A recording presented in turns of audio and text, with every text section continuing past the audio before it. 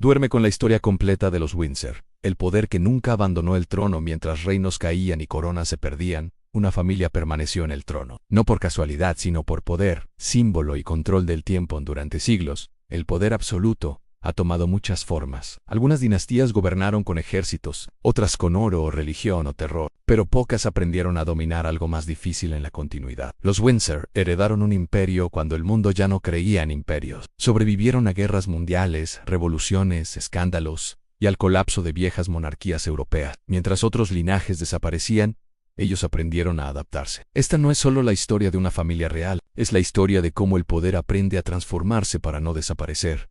Relájate, Ana, apaga la luz y duerme con la historia completa de los Windsor. El nacimiento de una necesidad en 1917. El año es 1917 y Europa arde en la guerra más devastadora que la humanidad ha conocido hasta ese momento. Millones de hombres mueren en trincheras embarradas. Imperios milenarios se desmoronan. El orden antiguo se desintegra ante los ojos de una generación atónita que nunca imaginó que el mundo pudiera transformarse tan rápidamente y con tanta violencia. En Rusia, los Romanov, primos directos de la familia real británica, están a punto de ser ejecutados en un sótano frío y húmedo. El zar Nicolás II, que compartía un parecido físico sorprendente con el rey Jorge V de Inglaterra, será asesinado junto con toda su familia en cuestión de meses. Sus cuerpos arrojados a una fosa común, terminando así 300 años de dinastía. En Alemania, los Hohenzollern, otra rama del inmenso árbol genealógico de la realeza europea, se tambalean al borde del abismo. El Kaiser Guillermo II, también primo del rey británico, será forzado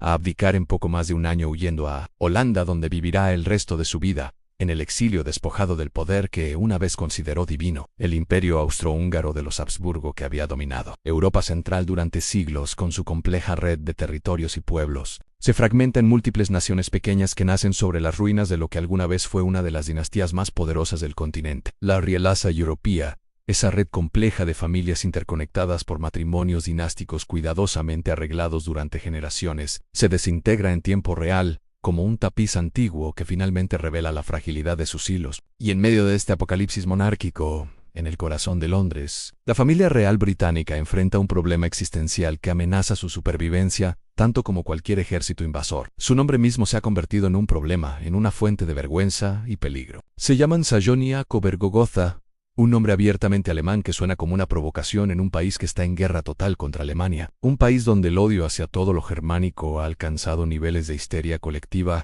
que nadie podría haber anticipado apenas unos años antes. El peso de un nombre extranjero. El sentimiento antialemán en Gran Bretaña ha alcanzado niveles que bordean la locura colectiva, una paranoia masiva, alimentada por años de propaganda de guerra, por las pérdidas terribles en el frente, por el miedo a los Zeppelins que bombardean Londres durante la noche. Cualquier cosa que suene germánica es atacada, destruida, borrada del espacio público con una furia que no discrimina entre lo razonable y lo absurdo. Las salchichas alemanas cambian de nombre y se convierten en salchichas de libertad. Los perros de raza alemana son apedreados en las calles por turbas que ven en estos animales inocentes símbolos del enemigo. Las tiendas con nombres alemanes son saqueadas, sus vidrieras destrozadas, sus dueños obligados a cambiar sus apellidos centenarios o enfrentar la ruina económica. Compositores alemanes son borrados de los programas de conciertos como si nunca hubieran existido. Y en medio de esta histeria, la familia real británica lleva un apellido que nadie puede pronunciar sin pensar. Inmediatamente en el enemigo, en los soldados que matan a los hijos de Gran Bretaña en las trincheras de Francia y Bélgica. El rey Jorge V, un hombre que muchos historiadores describen como limitado intelectualmente, pero dotado de un instinto político extraordinario que compensaba con creces sus deficiencias académicas, comprende que su familia está en peligro mortal. No se trata del peligro abstracto de una invasión alemana que de todos modos parece cada vez más improbable a medida que la guerra se desarrolla. Se trata de algo mucho más inmediato y aterrador, en el peligro de volverse irrelevante, extranjera y legítima ante los ojos de su propio pueblo, de perder esa conexión invisible pero esencial que une a una monarquía con la nación que gobierna. Jorge V observa con horror lo que está sucediendo a sus primos en otros países y comprende el patrón subyacente. Las monarquías están cayendo no solo por la guerra, no solo por derrotas militares o colapsos económicos, sino por algo más profundo y más difícil de combatir. Están perdiendo su conexión simbólica con las naciones que supuestamente representan. Están siendo percibidas como entidades extrañas, ajenas, parásitas que viven de la sangre de los pueblos. Los Romanov eran vistos como opresores distantes y ajenos a la realidad del pueblo ruso, aristócratas que vivían en palacios de oro mientras millones morían de hambre. Los Hohenzollern eran percibidos como militaristas megalómanos que habían arrastrado a su país a una guerra suicida por puro orgullo dinástico. Los Habsburgo parecían fantasmas anacrónicos de un pasado que ya no existía, incapaces de comprender el mundo moderno que se desarrollaba a su alrededor. La decisión que lo cambió todo, Jorge V, comprende que todos estos primos caídos compartían el mismo defecto fatal. Habían perdido la capacidad de simbolizar a sus pueblos, de representar las aspiraciones y la identidad de las naciones sobre las que gobernaban. Y comprende también, con una claridad que pocos de sus contemporáneos poseen, que su propia familia está peligrosamente cerca de caer en la misma trampa. Un apellido alemán en tiempos de guerra contra Alemania es más que una incomodidad social, es una bomba de tiempo política que puede destruir siglos de legitimidad en cuestión de meses. En este momento de crisis existencial, Jorge V toma una decisión que definirá no solo su reinado sino el futuro entero de su dinastía durante más de un siglo. Es una decisión radical, revolucionaria o casi herética desde la perspectiva de la tradición monárquica. Decide borrar el pasado de su familia, reinventar su identidad, crear una nueva dinastía desde cero. En julio de 1917, mediante una proclamación real que sorprende a todo el establishment británico, la Casa de Sajonia-Coburgo-Gotha deja de existir oficialmente, simplemente desaparece del registro histórico, como si nunca hubiera sido. En su lugar nace algo completamente nuevo, algo que suena profundamente británico, algo extraído directamente de la geografía y la historia de Inglaterra en la Casa de Windsor. El nombre es tomado del Castillo de Windsor, una de las residencias reales más antiguas e icónicas de Inglaterra. Una fortaleza de piedra que ha estado en el mismo lugar durante casi 1000 años, testigo silencioso de batallas, coronaciones, nacimientos y muertes de innumerables monarcas. Es un nombre que evoca solidez, permanencia, conexión profunda con la tierra inglesa. Es un nombre que podría haber existido desde la conquista normanda, aunque en realidad fue inventado apenas unos días antes de ser proclamado. Es un acto de reinvención tan audaz que muchos aristócratas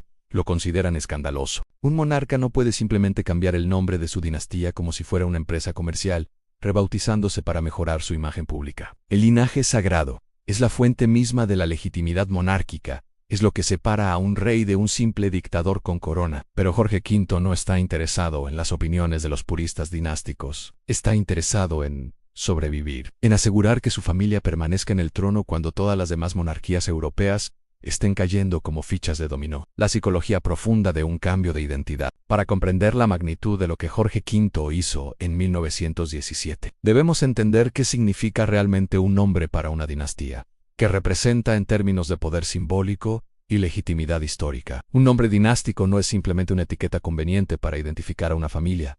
Es mucho más que eso. Es identidad cristalizada, es historia condensada en unas pocas sílabas, es pertenencia y continuidad hechas palabra. Para una monarquía, el nombre de la casa real es la columna vertebral de su existencia, el hilo dorado que conecta al monarca presente con todos los que vinieron antes, remontándose generaciones, siglos, a veces milenios hacia atrás en el tiempo. Cambiar ese nombre es teóricamente imposible sin destruir la legitimidad misma de la institución. La legitimidad monárquica fluye de la sangre, de la capacidad de trazar una línea directa e ininterrumpida hacia atrás en el tiempo, conectando al rey actual con reyes medievales, con conquistadores, normandos, con dinastías que se pierden en la niebla de la leyenda y el mito. Romper esa línea, cambiar ese nombre, admitir que la identidad dinástica puede ser modificada según las conveniencias políticas del momento, es teóricamente una herejía monárquica de la más alta magnitud. Es admitir que la monarquía no es una institución divina e inmutable, sino una construcción humana sujeta a las mismas presiones y necesidades que cualquier otra forma de organización política. Pero Jorge V,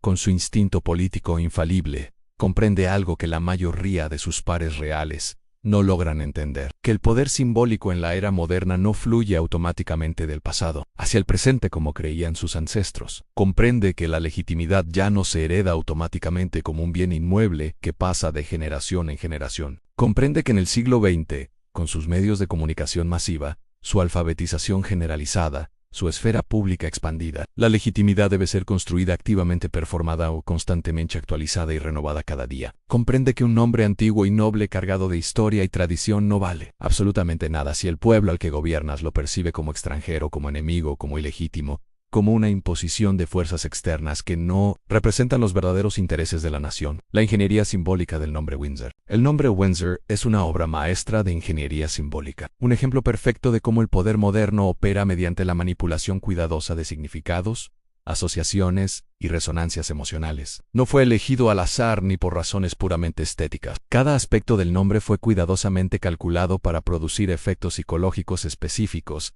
en la población británica. Windsor evoca inmediatamente el castillo de Windsor, esa fortaleza masiva de piedra gris que se alza sobre el río Támesis a unas 20 millas al oeste de Londres. El castillo es uno de los símbolos más reconocibles de Inglaterra, una estructura que ha permanecido en el mismo lugar desde que Guillermo el Conquistador estableció allí una fortificación de madera en el siglo XI, casi 1000 años de presencia ininterrumpida. Conectar el nombre de la dinastía con este castillo es conectarla directamente con la tierra misma de Inglaterra, con sus campos verdes, sus bosques antiguos, su historia medieval de caballeros y batallas. El nombre suena sólido, permanente, inamovible, como las piedras del propio castillo. Suena británico hasta la médula, imposible de confundir con nada extranjero. No hay nada germánico en Windsor. No hay consonantes duras que suenen extrañas en boca inglesa. No hay complejidades impronunciables como Sajonia-Coburgo-Gotha. Es un nombre simple, directo, que cualquier niño británico puede pronunciar sin dificultad. Es un nombre que podría haber existido desde siempre, que parece tan natural y obvio que resulta casi imposible imaginar que fue inventado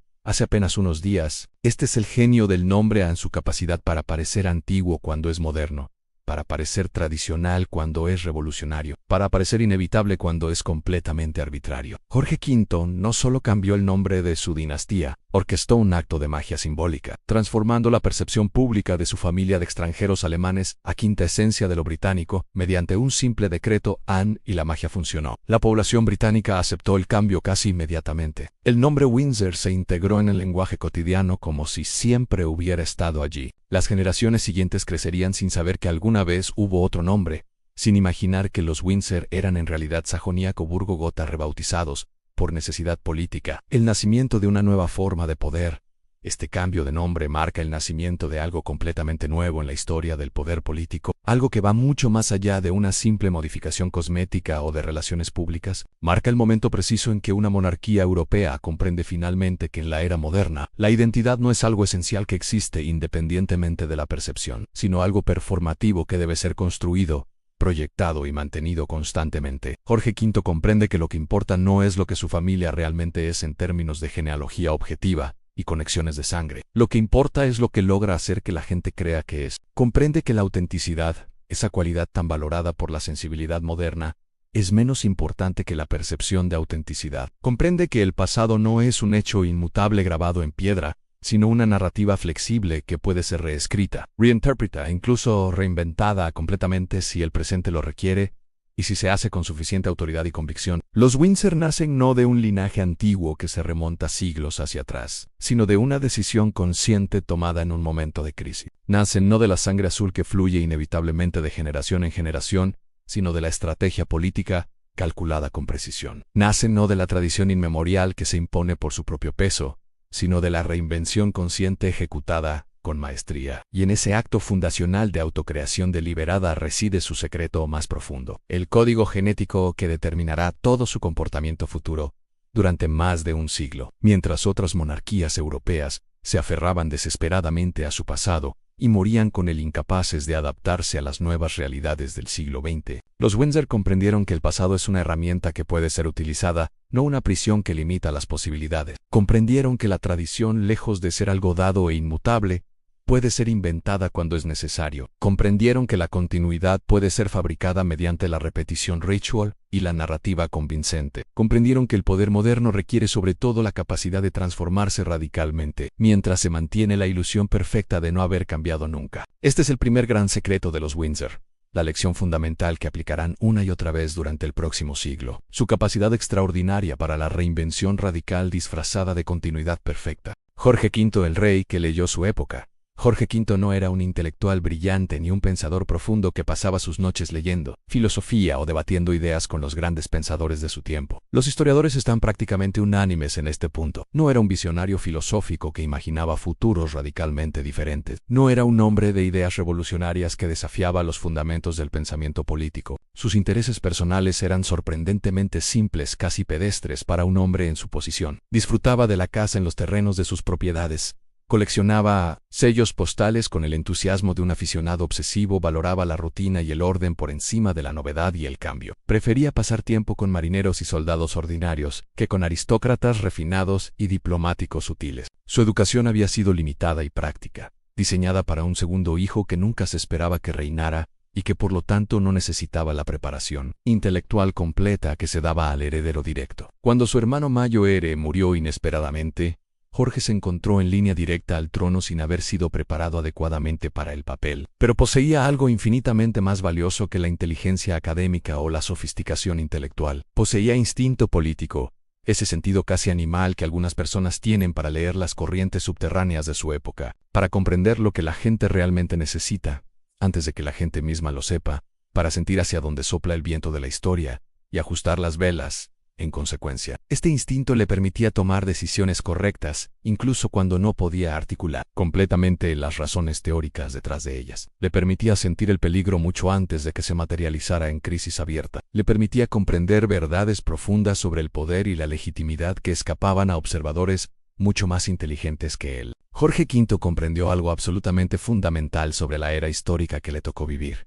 Que el poder monárquico absoluto, ese poder total que los reyes habían ejercido durante siglos, estaba muriendo de forma irreversible. Pero también comprendió que el poder monárquico simbólico, un tipo de poder completamente diferente basado en la representación y el significado más que en la coerción directa, podía volverse potencialmente eterno. La gran renuncia, que fue una victoria. Jorge V comprendió que renunciar al poder político directo, aceptar las limitaciones constitucionales que el Parlamento imponía cada vez más sobre la corona, era paradójicamente la única manera de conservar el poder simbólico total. Comprendió que una monarquía que insistiera en gobernar realmente, en tomar decisiones políticas concretas, en imponer su voluntad sobre el proceso democrático, sería inevitablemente barrida por las fuerzas democratizadoras que estaban transformando Europa. Pero comprendió también que una monarquía que aceptara volverse ceremonial, que renunciara graciosamente al poder real a cambio de mantener toda la pompa y el simbolismo del poder, podía volverse prácticamente inmortal. Esta comprensión representa un salto conceptual extraordinario. La mayoría de los monarcas de su época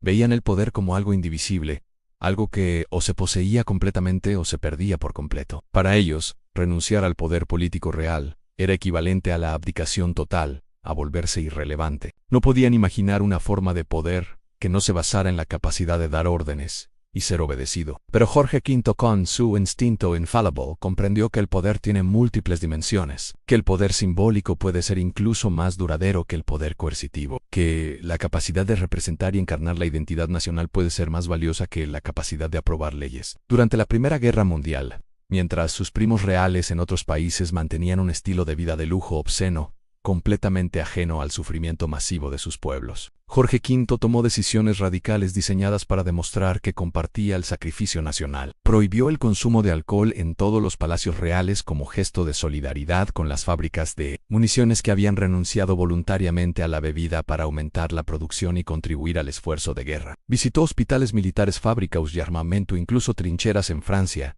exponiéndose al peligro real. Envió a sus hijos al servicio militar activo. Se mostró constantemente como un rey que no estaba por encima del sufrimiento nacional, sino que lo compartía, que no demandaba privilegios especiales, sino que daba el ejemplo del sacrificio patriótico. La decisión más fría en abandonar a los Romanov, cuando sus primos Romanov fueron capturados por los revolucionarios rusos en 1917. Jorge V enfrentó quizás la decisión más difícil y reveladora de su reinado. El zar Nicolás II no era simplemente un pariente distante o una conexión genealógica abstracta, era su primo hermano, alguien con quien había crecido, con quien había jugado de niño durante las reuniones familiares en varias cortes europeas. El parecido físico entre ambos era tan extraordinario que cuando se fotografiaban juntos, resultaba difícil distinguirlos, como si fueran gemelos separados por el accidente del nacimiento en diferentes países. Las cartas entre ellos revelan una relación genuinamente afectuosa, llena de apodos cariñosos y recuerdos compartidos. Nicolás, su esposa Alexandra y sus 5 hijos estaban ahora prisioneros de los bolcheviques, su futuro cada vez más incierto a medida que la revolución se radicalizaba. La opción obvia,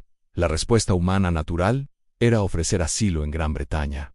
Jorge V tenía el poder de hacerlo. Un simple decreto real, y la familia Romanov podría haber escapado de Rusia, salvando sus vidas. Pero hacerlo significaba algo más que un simple acto de caridad familiar. Significaba arriesgar la propia posición de Jorge V en un momento de extrema fragilidad. significaba asociarse públicamente con una monarquía que era odiada por su propio pueblo. Vista como corrupta, incompetente, responsable de las terribles pérdidas rusas en la guerra, significaba potencialmente importar a Gran Bretaña el virus revolucionario que había destruido a los Romanov, dar a los elementos radicales británicos un símbolo viviente de la solidaridad monárquica internacional que podían usar para atacar a la propia monarquía británica. Significaba arriesgarlo todo por lealtad familiar. Jorge V tomó la decisión más fría y calculada de su vida. Abandonó a sus primos a su destino. No ofreció asilo. No intervino diplomáticamente con la fuerza que podría haber ejercido. No utilizó los canales secretos disponibles para facilitar un escape. Simplemente dejó que la historia siguiera su curso terrible. En julio de 1918, Nicolás, Alexandra y sus 5 hijos fueron ejecutados en un sótano en Ekaterimburgo. Sus cuerpos fueron mutilados, rociados con ácido, arrojados a una fosa común en el bosque. La dinastía Romanov, que había gobernado Rusia durante 300 años, terminó en sangre y horror, la lógica brutal de la supervivencia dinástica. Esta decisión ha sido juzgada con extrema dureza por muchos historiadores y biógrafos que la ven como una traición, imperdonable, como una muestra de cobardía moral, como una demostración de que Jorge V valoraba su corona más que la vida de sus propios primos. Algunos lo han caracterizado como un acto de crueldad familiar que mancha irremediablemente su legado. Pero desde la perspectiva fría de la supervivencia dinástica, desde el punto de vista de un monarca cuya responsabilidad principal es asegurar la continuidad de su institución, fue un acto de genio político brutal. Jorge V comprendió que salvar a los Romanov podría costar la supervivencia de su propia dinastía. Comprendió que en tiempos de revolución y transformación radical, el sentimentalismo es un lujo mortal que un rey no puede permitirse. Comprendió que la lealtad a la institución de la monarquía debía superar la lealtad a individuos específicos, incluso cuando esos individuos eran miembros queridos de su propia familia. Comprendió que su deber no era hacia sus primos, sino hacia la institución que representaba y hacia las generaciones futuras de Windsor, que aún no habían nacido. Esta decisión revela algo fundamental sobre la psicología del poder Windsor: su capacidad para la frialdad calculadora cuando es necesario, su disposición a sacrificar lo personal en el altar de lo institucional, su comprensión de que el poder verdadero a veces requiere actos que pueden parecer crueles, pero que son esenciales para la supervivencia. Los Windsor sobrevivieron precisamente porque estaban dispuestos a hacer lo que otras dinastías no pudieron hacer: adaptarse, sacrificar, transformarse, incluso traicionar cuando la supervivencia lo requería. No eran sentimentales, no se aferraban a lealtades obsoletas, no permitían que las emociones nublaran su juicio estratégico. Esta frialdad, esta capacidad para la decisión brutal cuando es necesaria, se convertirá en una de sus características definitorias a lo largo del siglo siguiente. Una y otra vez, los Windsor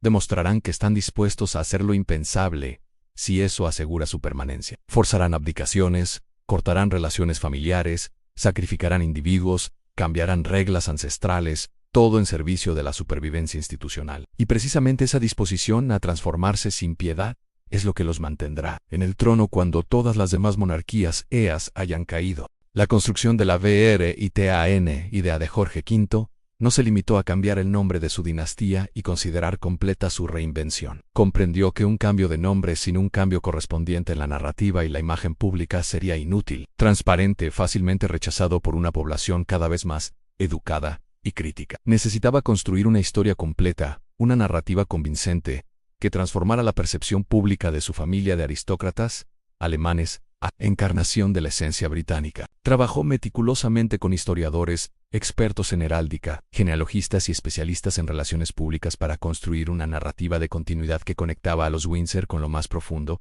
y antiguo de la historia británica. Trazaron líneas genealógicas cuidadosamente seleccionadas que minimizaban las conexiones alemanas recientes y maximizaban las conexiones británicas más antiguas, algunas reales y otras algo exageradas. Enfatizaron constantemente la conexión con la reina Victoria, la bisabuela que había reinado durante más de 60 años, y que para entonces ya había sido mitologizada como la encarnación misma de los valores británicos, la soberana perfecta cuya era representaba el apogeo del poder y la moralidad imperial británica. Destacaron meticulosamente las conexiones genealógicas con dinastías inglesas más antiguas, los Hanover, los Estuardo, los Tudor, los Plantagenet, creando una narrativa histórica en la que los Windsor no eran recién llegados extranjeros, sino la culminación natural e inevitable de 1000 años de historia real británica, el punto final de una línea que se remontaba a Guillermo el Conquistador y más allá. Esta narrativa era, hay que decirlo con claridad, una construcción bastante selectiva de la realidad histórica. La verdad objetiva era que la familia real británica era profundamente, innegablemente alemana en cultura, idioma y conexiones familiares. Victoria había deliberadamente elegido casarse con Alberto de Sajonia-Coburgo-Gotha, un príncipe alemán que trajo consigo toda una corte de asesores, sirvientes y costumbres germánicas. Sus 9 hijos se habían casado estratégicamente con aristócratas de toda Europa, pero especialmente con familias alemanas, reforzando las conexiones con Prusia, Hannover, Hesse y otros estados germánicos. El idioma hablado en privado en el palacio durante generaciones había sido a menudo alemán, especialmente entre los miembros mayores de la familia que se sentían más cómodos en esa lengua que en inglés. La invención de la tradición, pero Jorge V comprendió algo que los puristas históricos no lograban captar aunque en la era moderna. La narrativa supera a la realidad objetiva en términos de poder político. Comprendió que lo que la gente cree sobre la historia es más poderoso políticamente que lo que realmente sucedió. Comprendió que la historia no es simplemente un registro objetivo de hechos pasados, sino una construcción narrativa que puede ser moldeada, enfatizada, reinterpretada según las necesidades del presente. Si se hace con suficiente autoridad, convicción y repetición, la narrativa construida puede volverse más real en términos de consecuencias políticas que los hechos históricos subyacentes. Jorge V estableció nuevas tradiciones que parecían antiguas, pero que en realidad estaban siendo inventadas en ese mismo momento. Revivió ceremonias que habían caído en desuso durante generaciones, dándoles nueva importancia y presentándolas como si siempre hubieran sido centrales para la monarquía británica. Creó rituales completamente nuevos, que nunca habían existido en forma anterior, pero que fueron cuidadosamente diseñados para parecer ancestrales, para dar la impresión de continuidad ininterrumpida con un pasado mítico. Este proceso, que el historiador Eric Hobsbawm analizaría décadas más tarde en su obra fundamental, sobre la invención de la tradición, se convirtió en una de las herramientas más poderosas del Arsenal Windsor. La monarquía británica moderna está absolutamente llena de tradiciones que parecen tener siglos de antigüedad pero que en realidad fueron inventadas o radicalmente reinventadas durante el siglo XX. Ceremonias de coronación que se presentan como inmutables desde tiempos medievales, pero que fueron dramáticamente modificadas para la era de la fotografía primero y la televisión después. Rituales militares que parecen ancestrales, pero que fueron codificados en su forma actual durante el reinado de Jorge V. Costumbres navideñas que la familia real practica y que son presentadas como tradiciones centenarias, pero que fueron adoptadas o inventadas en las primeras décadas del 1900. Uniformes y vestimentas ceremoniales que parecen medievales pero que fueron diseñados en el siglo XX por artistas y diseñadores contratados específicamente para crear una imagen de antigüedad. El poder de la autenticidad fabricada. Esta capacidad para crear tradición, para fabricar continuidad, para inventar autenticidad, es absolutamente fundamental para comprender el poder Windsor y cómo funciona en la práctica. No se trata de que sean falsos o fraudulentos en algún sentido moral simple. No están necesariamente mintiendo o engañando deliberadamente al público. Lo que están haciendo es mucho más sofisticado y psicológicamente complejo. Han comprendido algo profundo sobre la naturaleza del poder simbólico en la modernidad, en que los símbolos funcionan, que tienen poder real sobre la imaginación y las emociones humanas, no porque sean objetivamente antiguos o auténticos en algún sentido verificable, sino porque se cree que son antiguos y auténticos. La eficacia del símbolo depende de la percepción, no de la realidad histórica subyacente. Una tradición inventada ayer pero presentada convincentemente como ancestral, tiene exactamente el mismo poder simbólico. Produce exactamente los mismos efectos emocionales y políticos que una tradición genuinamente antigua. De hecho, en muchos casos la tradición inventada puede ser más poderosa porque puede ser diseñada específicamente para las necesidades del presente, mientras que las tradiciones genuinamente antiguas a menudo contienen elementos que son inadecuados, incómodos o contraproducentes en el contexto contemporáneo. Jorge V comprendió que la tradición deriva su poder no de su antigüedad objetiva, que la mayoría de la gente ni siquiera puede verificar, sino de su antigüedad percibida, de la sensación que produce de conexión con el pasado. Comprendió que la autenticidad no es una cualidad objetiva que existe independientemente de la percepción, sino una construcción social que puede ser creada y mantenida mediante la repetición ritual, la narrativa convincente y la performance persuasiva. Si repites un ritual suficientemente a menudo, con suficiente solemnidad y en contextos suficientemente importantes, ese ritual se vuelve tradicional, casi automáticamente. Si cuentas una historia histórica con suficiente autoridad y detalle, esa historia se vuelve la historia aceptada independientemente de qué tan selectiva o construida sea su relación con los hechos subyacentes. Si proyectas autenticidad con suficiente convicción, Esa autenticidad percibida se vuelve real en términos de sus consecuencias políticas y sociales. La muerte de Jorge V y su legado. Jorge V murió en enero de 1936, después de un reinado de 25 años que había transformado completamente la monarquía británica. Su muerte fue ella misma un ejercicio de gestión simbólica. Murió en Sandringham, su residencia favorita en el campo inglés, rodeado de familia, proyectando hasta el final la imagen de un patriarca británico tradicional. Las últimas palabras que se le atribuyeron fueron "How's the Empire?", una pregunta que perfectamente encapsula su preocupación constante por la imagen y el simbolismo, aunque estudios posteriores han sugerido que sus últimas palabras reales fueron probablemente menos edificantes. La versión oficial se convirtió en parte de la mitología Windsor, pero más allá de los detalles de su muerte, el legado real de Jorge V fue la transformación fundamental que logró en la naturaleza y función de la monarquía británica. Cuando ascendió al trono en 1910, la monarquía era todavía una institución política activa, que ejercía poder real, aunque cada vez más limitado por el Parlamento. Cuando murió en 1936 había transformado completamente esa institución en algo diferente, una monarquía puramente simbólica que había renunciado al poder político directo, pero que había ganado algo potencialmente más valioso, un poder simbólico casi total como representación viviente de la nación británica. Había salvado a su dinastía del destino que destruyó a los Romanov, los Hohenzollern, los Habsburgo y tantas otras casas reales. Mientras esas dinastías se aferraban desesperadamente al poder real y eran destruidas por revoluciones y guerras, Jorge V había comprendido que soltar el poder directo era la única manera de retener el poder simbólico. Había transformado una monarquía alemana en una institución profundamente británica mediante el simple acto de cambiar un nombre y construir una narrativa. Había demostrado que en la era moderna, la identidad es performativa y puede ser reconstruida si se hace con suficiente habilidad y convicción. Había establecido los principios fundamentales que guiarían a los Windsor durante el resto del siglo. Adaptabilidad radical disfrazada de continuidad, perfecta gestión cuidadosa de símbolos y narrativas, disposición a sacrificar lo personal por lo institucional, y sobre todo la comprensión de que el poder moderno fluye no de la fuerza sino del significado. Eduardo VIII en la crisis que probó el sistema cuando Jorge V murió. Su hijo Mayo-Ere ascendió al trono como Eduardo VIII, un hombre que representaba todo lo opuesto a los valores y principios que su padre había establecido tan cuidadosamente. Donde Jorge V había sido cauto, Eduardo era impulsivo. Donde Jorge había valorado el deber, Eduardo valoraba el placer personal. Donde Jorge había comprendido instintivamente las necesidades de su época, Eduardo parecía completamente ajeno a ellas. Eduardo VIII, antes de ser rey, había sido el príncipe de Gales durante más de 2 décadas. El soltero más famoso del mundo, un hombre que encarnaba la modernidad de los años 20 con su estilo informal, su amor por la música americana, su afición al golf y a la vida nocturna. Era carismático, guapo, fotogénico, de una manera que su padre nunca había sido. Las multitudes lo adoraban. Parecía representar una monarquía moderna, accesible, humana, pero detrás de esa fachada encantadora, había problemas profundos que se volverían crisis existencial para la institución monárquica. Eduardo estaba enamorado de Wallis Simpson, una americana divorciada 2 veces, una mujer que según las convenciones de la época,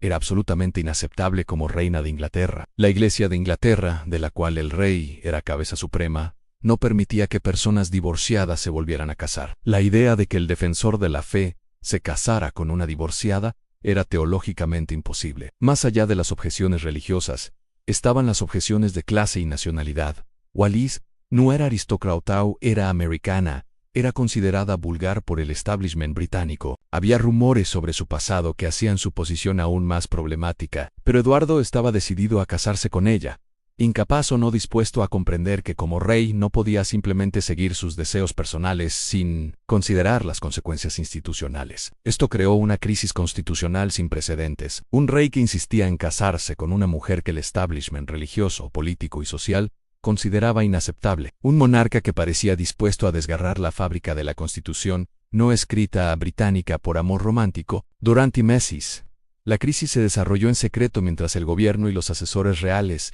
intentaban encontrar una solución que permitiera a Eduardo tanto su trono como su matrimonio. La abdication, cuando la institución sacrifica al individuo, no había solución. Las matemáticas emocionales y políticas de la situación no permitían ningún compromiso que satisficiera a todas las partes. Eduardo tendría que elegir entre la mujer que amaba y el trono que había heredado. No podía tener ambos. El establishment británico, el gobierno, la iglesia e incluso su propia familia le dejaron claro que Wallis Simpson nunca sería aceptada como reina. En diciembre de 1936, menos de un año después de haber ascendido al trono, Eduardo VIII tomó una decisión que escandalizó al mundo.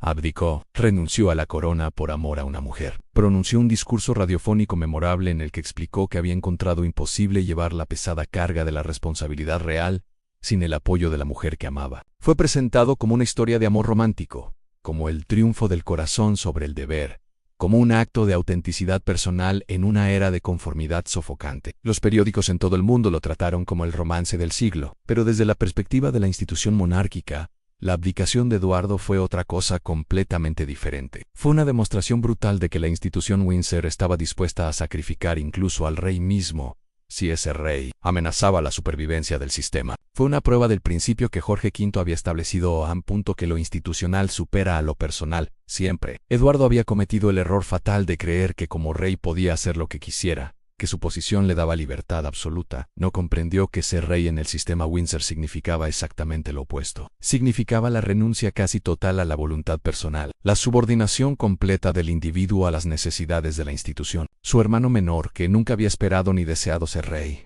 que había sido criado para una vida de relativa oscuridad como príncipe menor, fue forzado a asumir el trono como Jorge VI. Era un hombre tímido, afligido por un tartamudeo severo que hacía las apariciones públicas tortuosas para él. No tenía el carisma de Eduardo, ni su facilidad con las multitudes, ni su instinto para la modernidad. Pero tenía algo más importante.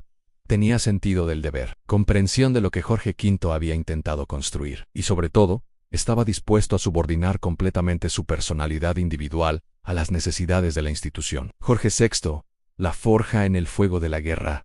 Jorge VI ascendió al trono en las circunstancias más difíciles imaginables, después de una crisis que había sacudido la monarquía hasta sus cimientos, con Europa deslizándose hacia otra guerra devastadora, con su propio hermano exiliado y convertido en una fuente potencial de problemas continuos. No estaba preparado para el papel. Había vivido toda su vida a la sombra de Eduardo, el hermano brillante y carismático que parecía nacido para ser rey. Su educación había sido diseñada para un príncipe menor, no para un monarca. Su tartamudeo lo hacía profundamente inseguro sobre su capacidad para cumplir con las funciones públicas del papel, especialmente en una era donde la radio estaba convirtiendo la voz del rey en un elemento central de su presencia pública. Pero precisamente estas aparentes debilidades se convertirían en fortalezas en el contexto de lo que estaba por venir. Cuando la Segunda Guerra Mundial estalló en 1939, apenas 3 años después de que Jorge VI asumiera el trono, Gran Bretaña enfrentaba la amenaza existencial más grave de su historia moderna. La maquinaria de guerra nazi se movía a través de Europa con una velocidad y eficiencia aterradoras. Francia cayó en semanas. Los ejércitos británicos fueron forzados a evacuar desde Dunkerque. Londres fue bombardeada noche tras noche durante el Blitz.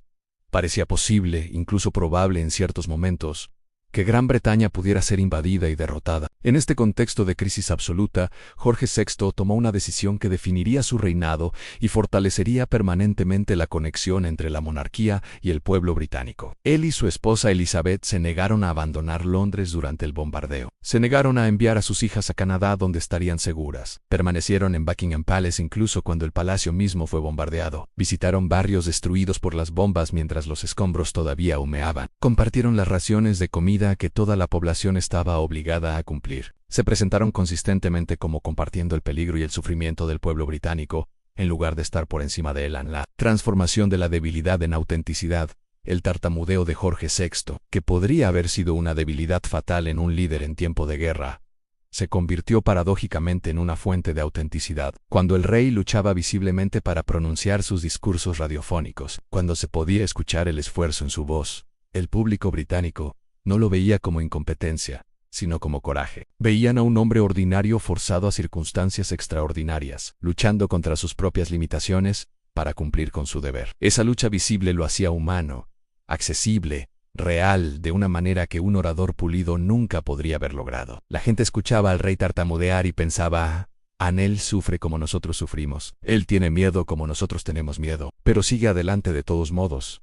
Y nosotros también podemos seguir adelante. Esta transformación de debilidad aparente en fortaleza simbólica representa otro principio fundamental del poder Windsor: su capacidad para convertir las limitaciones en activos mediante la gestión cuidadosa de la narrativa y la presentación. Jorge VI no intentó ocultar su tartamudeo o fingir una facilidad que no poseía. En lugar de eso, con la ayuda de su esposa y sus asesores. Transformó esa vulnerabilidad en una demostración de autenticidad y coraje que profundizó enormemente la conexión emocional entre la monarquía y el pueblo. Durante la guerra, mientras Winston Churchill proporcionaba las palabras que articulaban la resistencia británica, Jorge VI proporcionaba algo diferente pero igualmente importante. Proporcionaba la imagen de dignidad, inquebrantable bajo presión, la representación viviente de que Gran Bretaña continuaría sin importar que el símbolo de que las instituciones tradicionales del país permanecían intactas, incluso cuando las bombas caían. Cuando el Palacio de Buckingham fue bombardeado, la reina Elizabeth hizo un comentario que se volvió famoso: "Ahora puedo mirar al East End a la cara". Se refería a los barrios obreros pobres de Londres que habían sido bombardeados devastadoramente. El mensaje era claro: la familia real había compartido el sufrimiento. Había sido atacada como cualquier otra familia británica.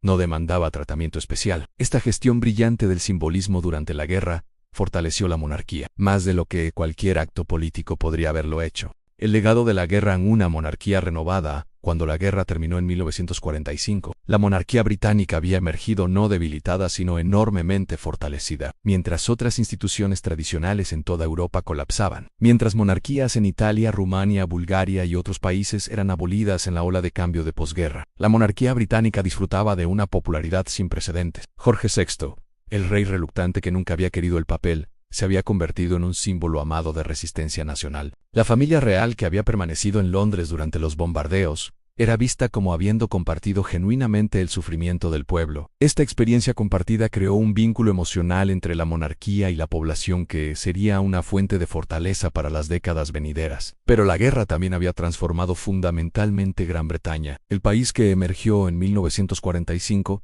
era radicalmente diferente del que había entrado en guerra. En 1939, los años de guerra habían acelerado cambios sociales que de otro modo habrían tomado décadas. Las barreras de clase se habían erosionado cuando aristócratas y obreros lucharon juntos en las trincheras y trabajaron juntos en las fábricas. Las mujeres habían asumido roles tradicionalmente masculinos y no estaban dispuestas a retroceder completamente a la domesticidad de preguerra. Las expectativas de igualdad social y derechos universales se habían expandido dramáticamente. El imperio británico, que Jorge V había preguntado por él en su lecho de muerte, estaba comenzando su desintegración irreversible. India, la joya de la corona imperial, exigía independencia y la obtendría en 1947. Otras colonias seguirían rápidamente. El mapa rosado que había mostrado el dominio británico sobre un cuarto del globo estaba siendo repintado en docenas de nuevos colores nacionales. Y el Partido Laborista, con su agenda de transformación social radical, ganó las elecciones de 1945, derrotando incluso al héroe de guerra Winston Churchill. Comenzó inmediatamente a construir el estado de bienestar, nacionalizando industrias, estableciendo el Servicio Nacional de Salud,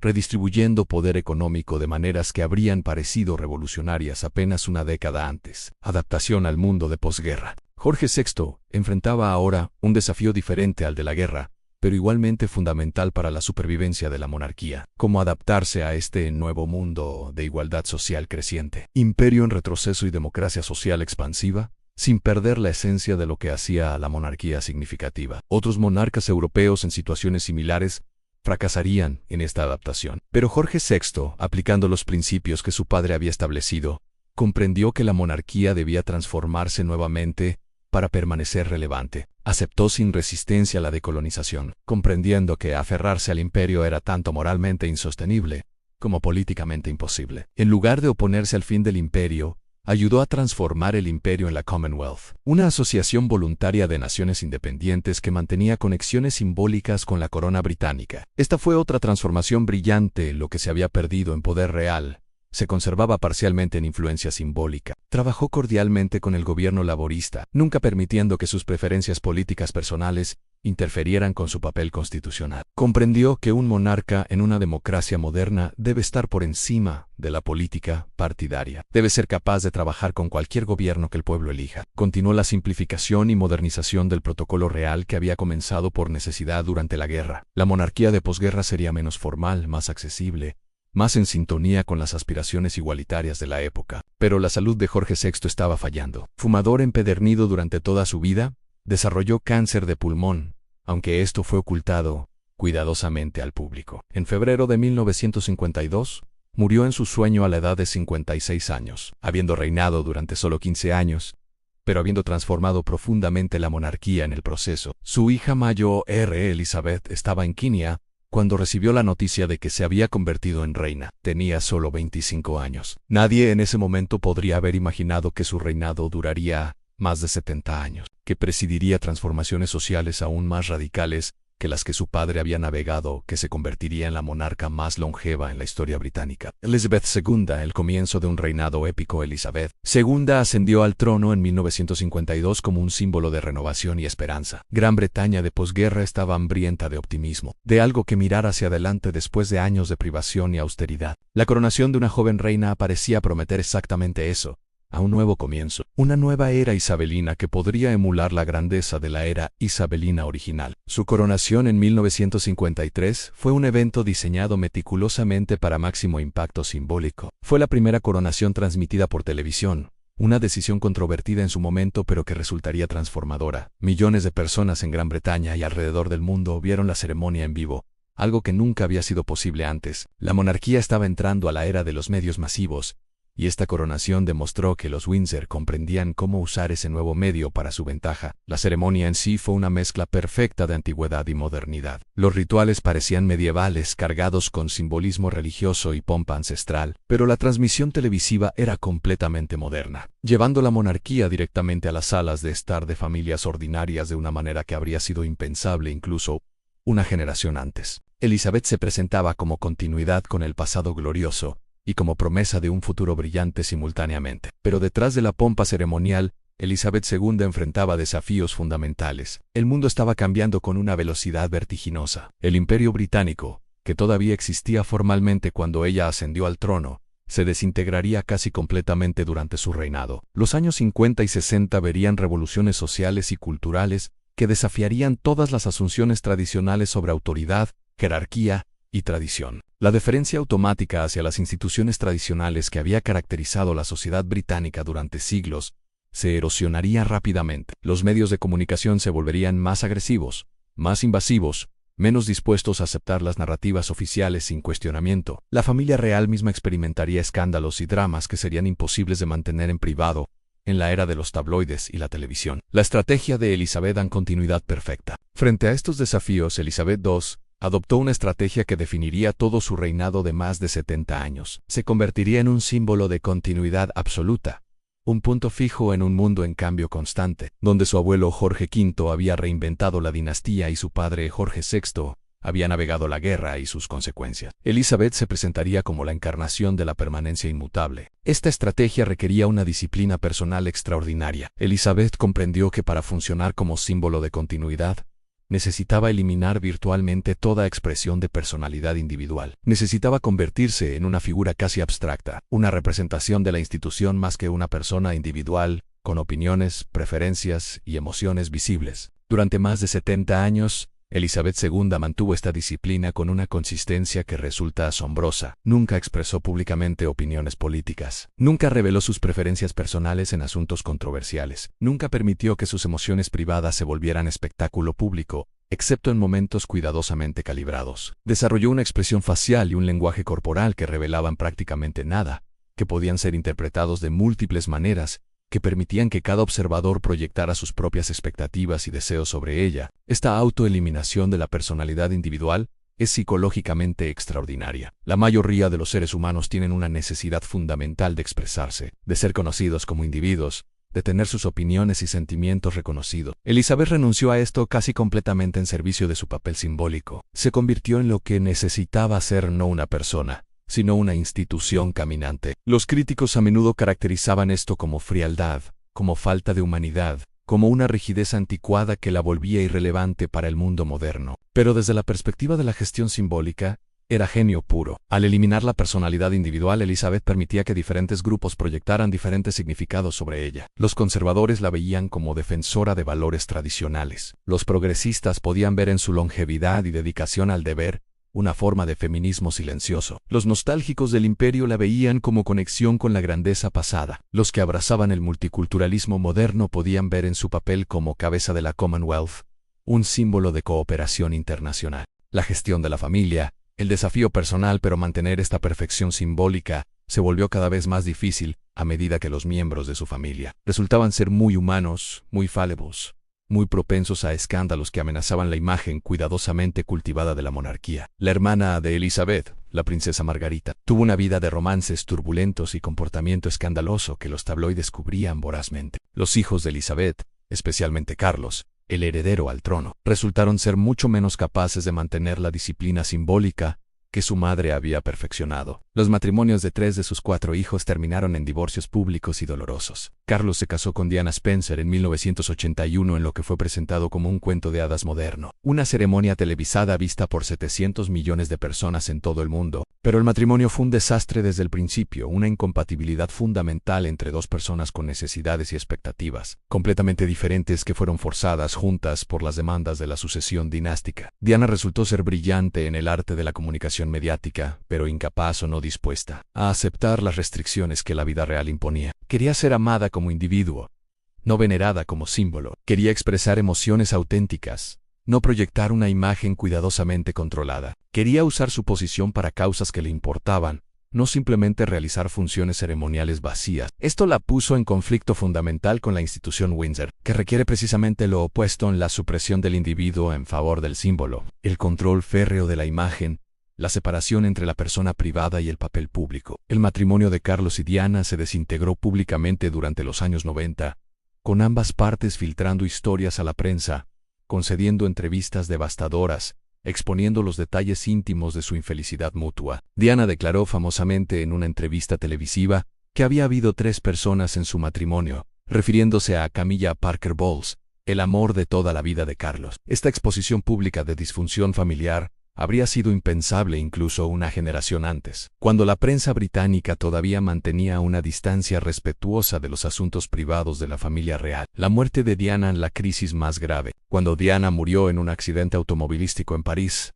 en agosto de 1997, la monarquía enfrentó la crisis más grave desde la abdicación de Eduardo VIII 60 años antes. La respuesta inicial de Elizabeth fue aplicar los principios que había usado durante todo su reinado: dignidad, silencio, distancia emocional. Permaneció en Balmoral, su residencia en Escocia, con sus nietos William y Harry. No regresó inmediatamente a Londres. No hizo ninguna declaración pública inmediata. No ordenó que las banderas en Buckingham Palace fueran bajadas a media asta. Desde su perspectiva, estaba actuando correctamente, protegiendo a sus nietos del circo mediático, manteniendo la distinción entre asuntos privados de familia y deberes públicos, evitando la emoción excesiva que consideraba no apropiada para un monarca. Pero el público británico reaccionó de manera completamente diferente. Millones de personas que nunca habían conocido a Diana personalmente sintieron una conexión emocional profunda con ella. La veían como víctima de una institución cruel y anticuada. Su muerte parecía confirmar la narrativa que ella misma había promovido. Aunque la familia real era fría, sin corazón, incapaz de amor o emoción genuinos, Londres se llenó de flores, de multitudes, llorando, de una demostración masiva de dolor público que no tenía precedentes en la historia británica moderna. Y estas multitudes comenzaron a volverse contra la reina. Donde normalmente había deferencia, había ahora crítica abierta. Los tabloides, que normalmente apoyaban la monarquía, publicaban titulares acusadores: "And show you care", muéstranos que te importa. "Where is our queen?", ¿dónde está nuestra reina? El sentimiento público era que Elizabeth estaba fallando en su deber más básico, en reconocer el dolor de su pueblo. Por primera vez en su reinado, Elizabeth enfrentaba la posibilidad real de que su estrategia de continuidad perfecta y distancia emocional pudiera destruir la monarquía. La crisis de Diana reveló que el mundo había cambiado de maneras que Elizabeth no había comprendido completamente. El público moderno no quería solo símbolos abstractos de continuidad. Querían conexión emocional, autenticidad percibida, líderes que compartieran y expresaran sentimientos. Querían menos de lo que Elizabeth representaba y más de lo que Diana había representado. La adaptación forzada y la supervivencia finalmente. Después de días de presión creciente, Elizabeth se adaptó. Regresó a Londres. Hizo un discurso televisado sin precedentes en el que habló de Diana como una persona excepcional y dotada, y reconoció el dolor público. Permitió que la bandera sobre Buckingham Palace fuera bajada a media asta por primera vez en la historia, para alguien que no era monarca. Participó en los rituales públicos de duelo, de maneras que nunca lo había hecho antes. Fue suficiente. La crisis pasó. La monarquía sobrevivió, pero la lección había sido aprendida. Incluso la estrategia más exitosa debe evolucionar con los tiempos. Incluso los principios más profundamente arraigados deben adaptarse a nuevas realidades. La crisis de Diana marcó un punto de inflexión en el reinado de Elizabeth. Después de este momento, la familia real se volvió gradualmente más accesible, más dispuesta a mostrar emoción, más consciente de que la conexión emocional con el público no era opcional sino esencial para la supervivencia. Pero también reveló algo más profundo, que la institución Windsor estaba dispuesta a adaptarse incluso en sus momentos más difíciles, que la supervivencia era más importante que mantener cualquier principio específico. Elizabeth había pasado décadas perfeccionando una estrategia de distancia emocional, y cuando esa estrategia amenazó la institución, la abandonó sin hesitación. Esto es quintesencialmente Windsor. La adaptación despiadada disfrazada de tradición inquebrantable. Elizabeth continuó reinando durante 25 años más después de la muerte de Diana. El siglo XXI trajo nuevos desafíos en el surgimiento de las redes sociales que hacían imposible controlar las narrativas como antes. El matrimonio de William con Kate Middleton, que fue presentado como un nuevo comienzo después de la tragedia de Diana, y luego el matrimonio aún más provocador de Harry con Meghan Markle, una mujer birracial americana divorciada, que traía toda una nueva dimensión de complejidad a la familia real. El conflicto entre Harry y Meghan y el resto de la familia real explotó públicamente en una entrevista televisada con Oprah Winfrey en 2021, donde Meghan hizo acusaciones de racismo dentro de la familia real y Harry habló de sentirse atrapado por la institución. Era Diana 2.0. La misma narrativa de individualidad auténtica versus institución opresiva, jugándose nuevamente con diferentes actores. La muerte de Elizabeth y el final de una era. Elizabeth II murió en septiembre de 2022 a la edad de 96 años, después de haber reinado durante 70 años más que cualquier otro monarca británico en la historia. Su muerte fue tratada con 10 días de duelo nacional, ceremonias elaboradas que mezclaban tradición ancestral con transmisión mediática moderna. Cientos de miles de personas hicieron fila durante horas para ver su ataúd en Westminster Hall. Su funeral fue visto por millones en todo el mundo. La respuesta pública a su muerte reveló que a pesar de todos los escándalos, todas las crisis, todas las adaptaciones forzadas, había logrado lo que se propuso en convertirse en un símbolo de continuidad que trascendía política, que unía generaciones, que representaba algo más grande que cualquier individuo. Pero su muerte también marcó el final definitivo de una era. Elizabeth había conectado el presente con el pasado imperial de Gran Bretaña de una manera que ningún monarca futuro podría replicar. Había conocido a Churchill, había vivido la Segunda Guerra Mundial, había presidido la decolonización. Era la última conexión viviente con el mundo de antes de 1950. Su hijo Carlos, que había esperado 73 años para convertirse en rey, ascendió al trono como Carlos III. Es el rey más viejo en asumir el trono en la historia británica. Representa una generación completamente diferente, formada por desafíos completamente diferentes. Su reinado será necesariamente más corto que el de su madre, y por lo tanto probablemente menos definido. Pero enfrenta desafíos que son en ciertos aspectos más difíciles que los que Elizabeth navegó. La Gran Bretaña contemporánea es más diversa, más secularizada, más escéptica de las instituciones tradicionales que nunca antes. Las encuestas muestran consistentemente que el apoyo a la monarquía es significativamente más débil entre las generaciones más jóvenes. El valor económico de la monarquía es cuestionado abiertamente. El costo de mantener la familia real es escrutado de maneras que habrían sido impensables durante la Mayo R, parte del reinado de Elizabeth. Y más fundamentalmente, la pregunta que alguna vez habría parecido impensable se hace ahora abiertamente: ¿para qué sirve la monarquía en el siglo XXI? ¿Qué función cumple que justifique su continuación? La monarquía en el siglo XXI. Para comprender la posición de la monarquía Windsor en el siglo XXI, debemos retornar a los principios fundamentales que examinamos al comienzo de esta historia. Los Windsor sobrevivieron durante más de un siglo, transformando una institución basada en poder político real en una institución basada puramente en poder simbólico. Renunciaron progresivamente a toda capacidad de tomar decisiones políticas reales, aceptando volverse completamente ceremoniales, completamente subordinados al gobierno democráticamente elegido. A cambio, retuvieron, y en ciertos aspectos expandieron su poder simbólico, en su capacidad de representar la nación, de encarnar continuidad histórica, de proporcionar ceremonia y ritual, en una sociedad cada vez más secular. La pregunta crítica ahora es si este poder simbólico es suficiente para justificar la continuación de la institución en un mundo radicalmente diferente del que Jorge V navegó cuando creó la dinastía Windsor. La sociedad británica contemporánea es multiétnica, multicultural, con identidades complejas que no se alinean fácilmente con la narrativa tradicional que la monarquía representa. Es profundamente secularizada, con la mayoría de la población sin conexión significativa con la Iglesia de Inglaterra, de la cual el monarca es cabeza suprema. Es cada vez más republicana en sentimientos y no en compromiso activo, con crecientes números cuestionando por qué Gran Bretaña debería tener un jefe de Estado hereditario en lugar de uno elegido. Contra estos desafíos, La monarquía Windsor tiene ciertas fortalezas. Tiene más de un siglo de experiencia en gestión de símbolos y narrativas. Tiene recursos financieros masivos, aunque estos mismos recursos son fuente de controversia. Tiene el aparato de Estado apoyándola, aunque este apoyo no es incondicional. Y tiene quizás más importante la inercia de la tradición para la mayoría de los británicos.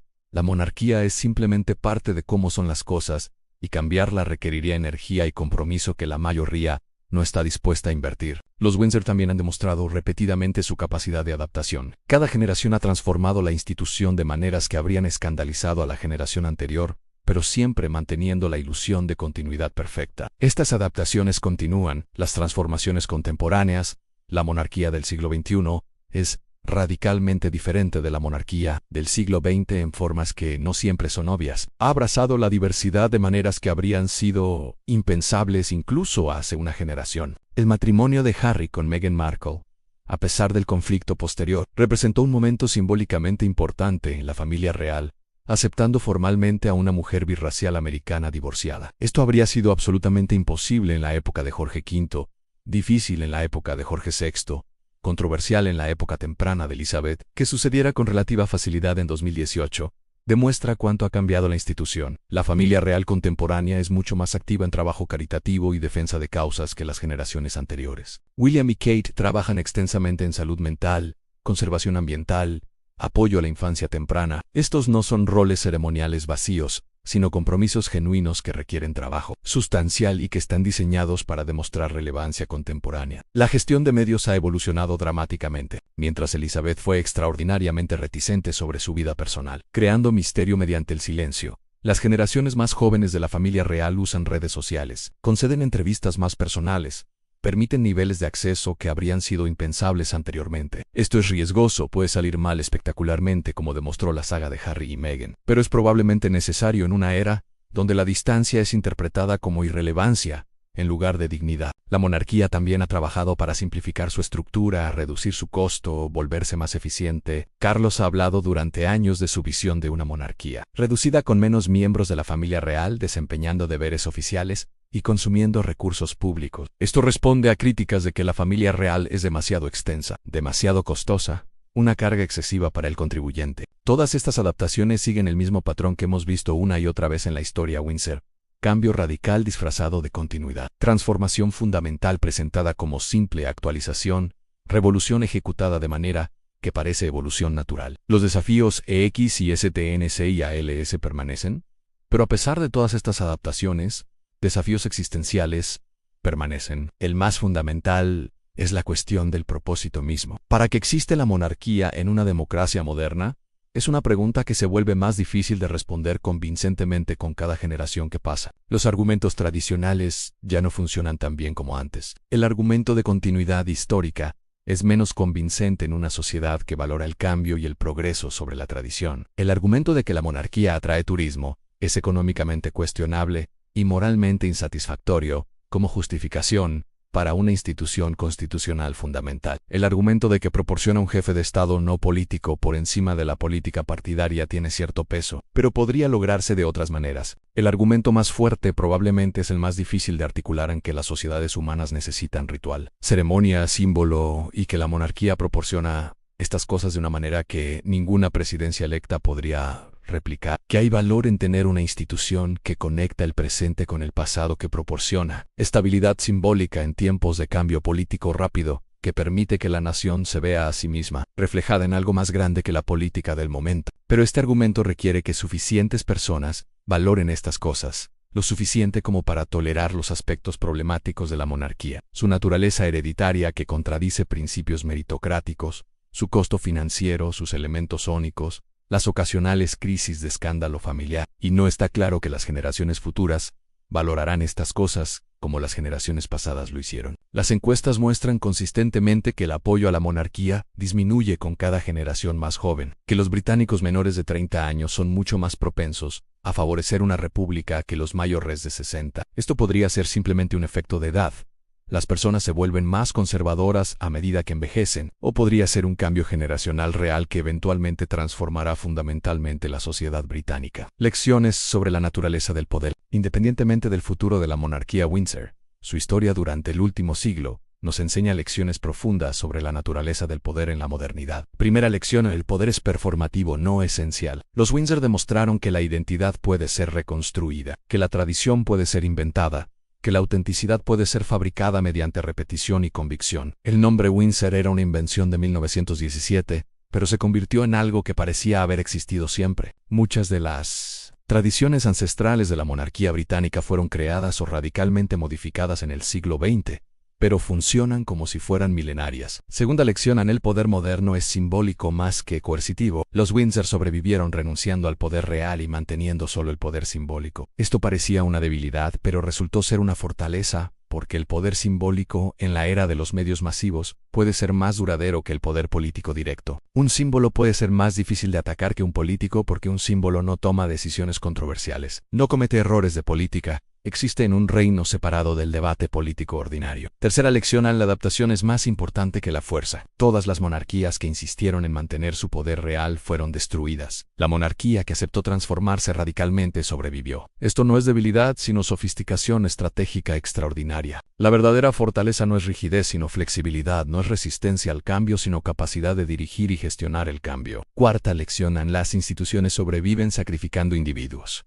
Eduardo VIII fue forzado a abdicar. Diana fue, en ciertos aspectos, sacrificada por la institución. Harry y Meghan fueron empujados hacia afuera cuando se volvieron problemáticos. La institución Windsor repetidamente ha demostrado que ningún individuo es indispensable, que la continuidad institucional supera la lealtad personal. Quinta lección: la narrativa supera a la realidad objetiva. Los Windsor han sido maestros de la gestión de narrativas, comprendiendo que lo que la gente cree sobre la historia es más poderoso políticamente que lo que realmente sucedió. Han construido y reconstruido su historia según las necesidades del presente, siempre manteniendo la ilusión de continuidad perfecta. La psicología profunda del poder simbólico. Para comprender verdaderamente el fenómeno Windsor, debemos examinar la psicología profunda del poder simbólico y por qué funciona en las sociedades humanas. Los seres humanos no son puramente racionales. Somos criaturas simbólicas que vivimos tanto en mundos de significado como en mundos de hecho material. Necesitamos ritual, ceremonia, narrativa para dar forma y sentido a nuestras experiencias. Necesitamos símbolos que representen valores, identidades, aspiraciones que son difíciles de articular en lenguaje ordinario. En sociedades premodernas, la religión proporcionaba principalmente estas funciones simbólicas. Los rituales religiosos marcaban los momentos importantes de la vida. Las narrativas religiosas explicaban el lugar de la comunidad en el cosmos. Los símbolos religiosos representaban valores compartidos y identidad colectiva. Pero en sociedades modernas cada vez más seculares, estas funciones religiosas se han erosionado sin ser completamente reemplazadas. Hay una especie de vacío simbólico, un hambre de ritual y significado que el racionalismo secular no puede satisfacer completamente. La monarquía Windsor ha logrado ocupar parcialmente este vacío. Proporciona ritual en una sociedad que ha abandonado en gran medida el ritual religioso. Han coronaciones, bodas reales, funerales de Estado,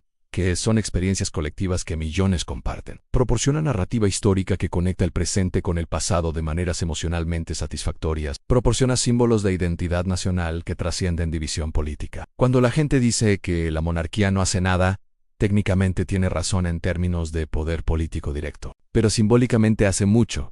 Proporciona puntos focales para emoción colectiva, oportunidades para ritual compartido, narrativas de continuidad en tiempos de cambio disruptivo. Esto explica por qué la monarquía puede sobrevivir, incluso cuando argumentos racionales para su existencia son débiles. No apela principalmente a la razón, sino a necesidades psicológicas más profundas de ritual, pertenencia, conexión con algo más grande que uno mismo. Los críticos de la monarquía a menudo no logran comprender esto, asumiendo que si pueden demostrar que la monarquía es irracional o económicamente injustificable, habrán ganado el argumento. Pero las instituciones simbólicas no operan principalmente en el reino de la racionalidad económica. El futuro incierto. Mirando hacia el futuro, el destino de la monarquía Windsor permanece genuinamente incierto. Hay escenarios en los que continúa durante décadas o incluso siglos más, adaptándose continuamente como ha hecho durante el último siglo, siempre transformándose lo suficiente para permanecer relevante, pero nunca tan drásticamente como para perder su esencia simbólica. En este escenario, la monarquía se vuelve progresivamente más multicultural,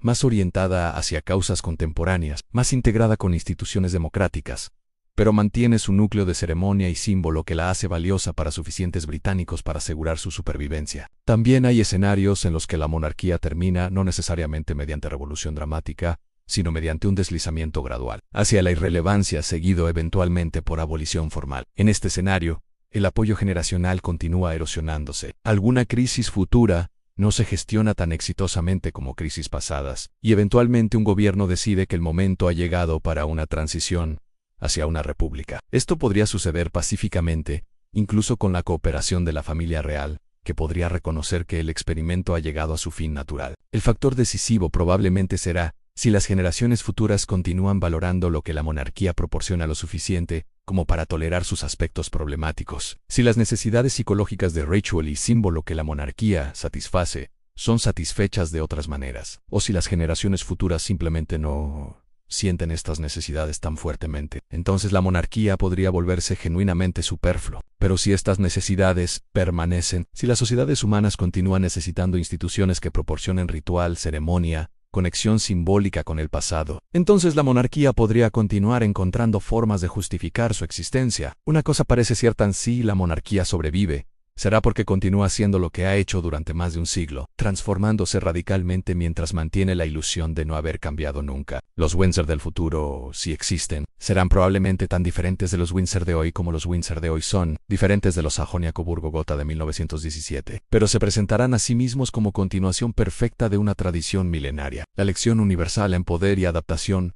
La historia de los Windsor trasciende su contexto específico británico y real, para enseñarnos algo universal sobre la naturaleza del poder y la autoridad en el mundo moderno, en todas las esferas de la vida humana, no solo en monarquías, sino en corporaciones, instituciones religiosas, partidos políticos, movimientos sociales. Vemos la misma dinámica fundamental. Las instituciones que sobreviven son aquellas que logran transformarse sin parecer que se están transformando. Las empresas más exitosas no son necesariamente las que tienen los mejores productos, sino las que pueden reinventarse generación tras generación mientras mantienen la lealtad de marca. Apple transformó completamente su identidad múltiples veces, pero siempre mantuvo la sensación de ser quinta esencialmente. Apple en las religiones que crecen son aquellas que logran adaptar doctrinas antiguas a sensibilidades contemporáneas sin parecer que están abandonando sus principios fundamentales. El catolicismo romano ha transformado radicalmente sus posiciones en innumerables temas durante el último siglo, pero lo ha hecho de maneras que permiten a los fieles creer en continuidad doctrinal perfecta. Los partidos políticos exitosos son aquellos que pueden cambiar sus políticas según las circunstancias cambiantes, mientras mantienen la lealtad de sus bases,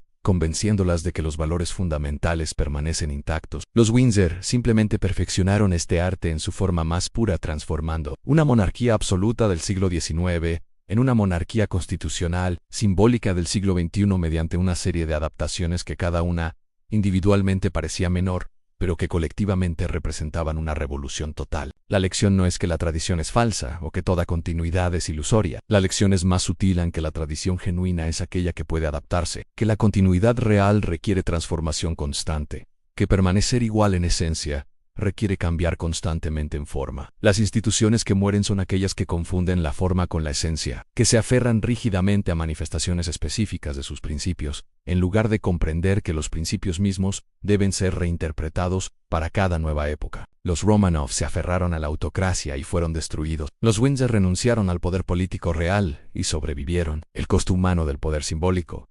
Pero debemos también reconocer el costo humano de este tipo de poder simbólico. Para funcionar como símbolo, los individuos de la familia Windsor deben renunciar a gran parte de lo que hace a la vida humana significativa: privacidad, libertad de expresión, capacidad de vivir según las propias elecciones, en lugar de según demandas institucionales. Elizabeth II vivió 96 años, 70 de ellos como reina, y durante todo ese tiempo mantuvo una disciplina que eliminó virtualmente toda expresión de personalidad individual en público. El costo psicológico de esta auto-suppression constante debe haber sido enorme, aunque ella nunca lo expresó públicamente. Diana y Meghan, en diferentes generaciones, se rebelaron contra este costo y fueron castigadas por la institución por su rebelión. Los hijos de Carlos crecieron bajo escrutinio mediático que ningún niño debería experimentar. Los miembros menores de la familia real viven vidas de privilegio material, pero también de restricción constante. Expectativas aplastantes, incapacidad de escapar de roles que no eligieron. Hay algo profundamente antihumanista en la lógica del poder simbólico que la monarquía representa. Requiere que los individuos se conviertan en objetos, que personas se transformen en símbolos, que la humanidad sea sacrificada en el altar de la representación. Los defensores de la monarquía argumentan que este es un sacrificio voluntario, que los miembros de la familia real aceptan estas restricciones a cambio de privilegios extraordinarios. Pero este argumento es débil para aquellos que nacieron en el rol, sin elección, especialmente para aquellos en línea directa de sucesión que nunca tuvieron la opción de rechazar el papel. Los críticos de la monarquía a menudo se enfocan en el costo financiero para los contribuyentes o en la injusticia de privilegio hereditario. Estos son argumentos válidos, pero quizás no los más profundos. El argumento más profundo contra la monarquía hereditaria es que requiere que ciertos seres humanos renuncien a su humanidad plena, se conviertan en símbolos vivientes, existan para otros en lugar de para sí mismos. Esto es lo que hace que la monarquía sea fundamentalmente incompatible con ciertos valores modernos sobre autonomía individual, autenticidad, el derecho de cada persona a definir su propia vida. Reflexión final, poder, símbolo y significado al final de este largo viaje a través de más de un siglo de historia Windsor. ¿Qué hemos aprendido sobre la naturaleza del poder y su relación con el significado humano? Hemos visto que el poder en la era moderna es fundamentalmente diferente del poder en eras anteriores. Ya no se basa principalmente en la capacidad de coerción física o dominio económico directo,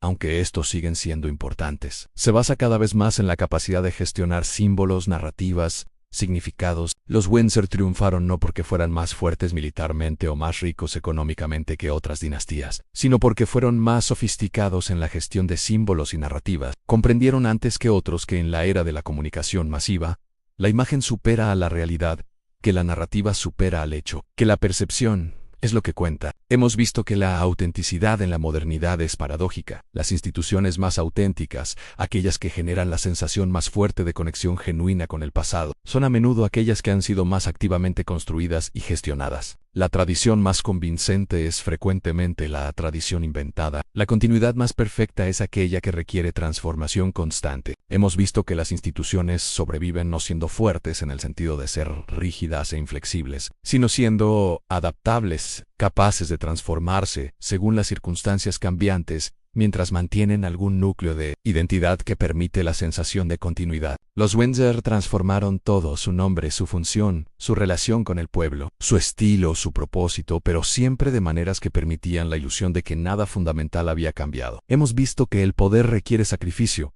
pero no siempre el sacrificio de aquellos sobre quienes se ejerce el poder. A veces requiere el sacrificio de aquellos que lo ejercen. Los miembros de la familia Windsor sacrificaron privacidad, autonomía, en muchos casos felicidad personal, para mantener la institución. Este sacrificio es presentado como noble y quizás lo es, pero también revela algo sobre la naturaleza vampírica de las instituciones que consumen a los individuos que las encarnan. Y hemos visto que las preguntas sobre legitimidad, propósito y valor en última instancia no se responden mediante argumentos racionales, sino mediante resonancia emocional y utilidad psicológica. La monarquía Windsor sobrevive no porque pueda ser racionalmente justificada, sino porque satisface necesidades humanas profundas de ritual, ceremonia, conexión simbólica con el pasado. Cierren el poder que aprende a permanecer. El poder verdadero no siempre grita, a veces observa, espera y se adapta. Los Windsor comprendieron esto mejor que casi cualquier otra institución moderna. Mientras imperios se derrumbaron por resistirse al cambio, mientras monarquías colapsaron por aferrarse rígidamente a formas obsoletas de autoridad, mientras instituciones antiguas se desintegraron por su incapacidad de transformarse,